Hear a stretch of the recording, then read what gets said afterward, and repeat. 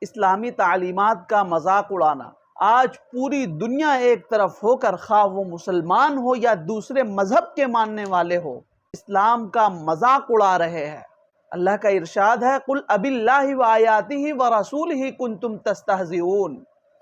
منافقین آیت کریمہ کا مذاق اڑایا کرتے تھے، مومنین کا استہزاء کیا کرتے تھے، یہاں تک کہ جناب محمد الرسول اللہ صلی اللہ علیہ وسلم کی شان میں گستاخانہ کلمہ کہا کرتے تھے۔ اس پر اس آیت کریمہ کا نزول ہوا قُلْ أَبِاللَّهِ وَآيَاتِهِ وَرَسُولِهِ كُنْتُمْ تَسْتَهْزِئُونَ، کہ تم آیت کریمہ کا مذاق اڑا رہے ہو، تمہیں مذاق کے لیے کوئی اور نہیں ملا بلکہ یہی قرآن ملا، اللہ ملے، اللہ کے رسول ملے۔ بعد میں وہ منافقین کہتے بس ہم تو یوں ہی کہتے ہیں، مذاق نہیں اڑا رہے تھے، ہم تو بس باتوں باتوں میں ان باتوں کو کہہ دیا۔ قرآن نے جو تعلیم ہمیں دی اس پر عمل کرنا ہمارے لیے ضروری ہے۔